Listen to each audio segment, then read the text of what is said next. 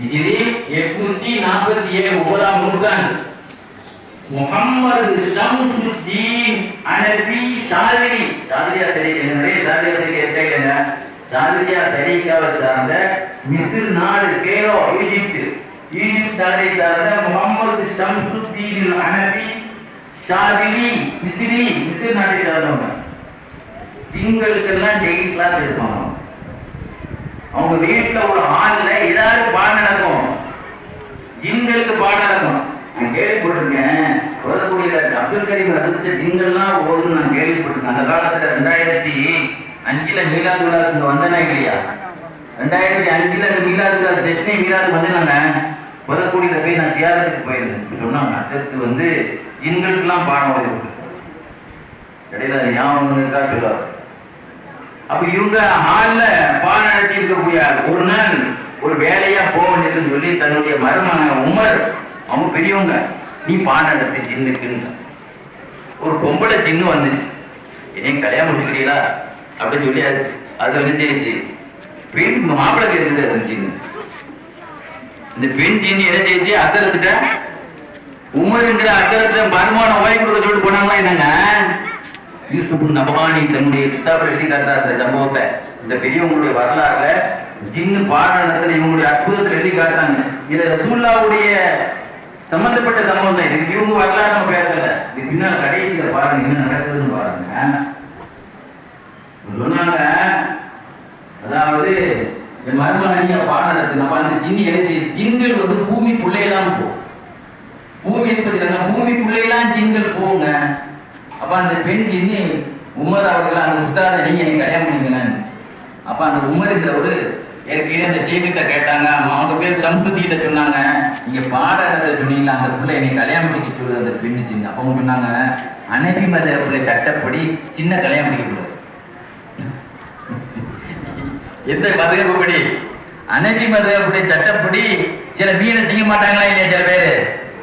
சில மீனை திங்க மாட்டாங்களாங்க. அது மாதிரி சின்ன கல்யாணம் முடிக்க கூடாது, சின்ன கல்யாணம் முடிக்க கூடாதுங்க. நம்மளுடைய மதுரைப்படி கூடாதுன்னு உடனே இவங்க நேரா அந்த பெண் கிட்ட சொன்னாங்க, எங்க உஸ்தாத சொல்லிட்டாங்க சின்ன கல்யாணம் முடிக்க கூடாது, குஃபு கிடையாது, பொருத்தம் கிடையாதுன்னு சொல்லிட்டாங்க அப்படின்னு.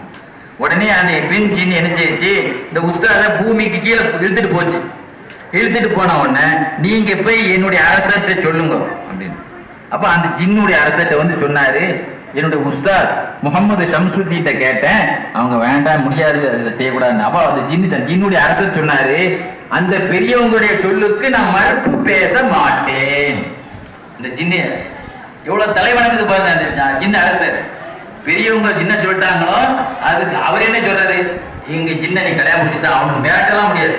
மிரட்டல, சாலிகான ஜின்னு இல்ல அது. அப்ப சொல்லிச்சு அந்த ஜின்ன அரசர் சொன்னாரு, மந்திரி, ஒரு மந்திரி நீ ரசூலுல்லாஹ்வுடைய கையால நீ முசாபா பண்ணியா இல்லையா? அந்த கையால இந்த உமருக்கு முசாபா பண்ணு. அந்த முசாபாவுடைய பரக்கத்தை கொண்டு போய் முகமது ஷம்சுத்தீன் அவருக்கு போய் அவர் ரசூலுல்லாஹ்வுடைய பரக்கத்தை கொண்டு முசாபா செய்யணும். ஆக மொத்தத்தில் பெருமானார் 800 ஏன்னா இவங்க வாழ்ந்த காலம் 847. அப்படின்னா ரசூல் ஸல்லல்லாஹு அலைஹி வஸல்லத்தின் அந்த ஜின் இருக்குதுன்னா 800 வருஷமா ரசூலுல்லாஹ்ட்ட இஸ்லாத்தின் தன்னுடைய ஜின் இருக்குன்னு அர்த்தம் தானங்க. மந்திரி அரசர் மந்திரி, உங்க கையால நீங்க ரசூலுல்லாஹ்வை முசாபா பண்ணீங்களா இல்லையா? 800 ஆண்டுகளுக்கு முந்தி அந்த கையால கொண்டு போய் உமருக்கு முசாபா பண்ணுங்க. அவர் அந்த கையுடைய பரக்கத்தை கொண்டு போய் யார்கிட்ட கொண்டு சேர்க்கட்டும்? நம்முடைய குருநாதர் முகமது ஷம்சுத்தீன் போய் ரசூலுல்லாஹ்வுடைய கையினுடைய முசாபாவை நான் செய்து வந்திருக்கேன், நீங்க அந்த கையால முசாபா பண்ணுங்க. அப்ப அந்த பரக்கத்துக்கும் இந்த முசாபாவுக்கும் கிட்டத்தட்ட எத்தனை வருஷம் ஆயிரும்? 800 வருஷம் என்ன செய்யணும் ஆயிரம் சொல்லி என்ன செய்யறாங்க. அருமையானவர்களே, ஒரே ஒரு செய்தி சொல்லி முடிக்கிறேன். முக்கியமான விஷயங்கள் எல்லாம் நான் சொல்லி முடிச்சிட்டேன். ஒரு ஆள் ஒரு பாம்பு அடிச்சாரு. இப்னு ஹஜர் ஃபதாவா ஹதீஸியா கிதாபுல இந்த சம்பவத்தை சொல்லி காட்டுவாங்க. பாம்பு அடிச்சாரு, அது ஒரு ஜின்னு.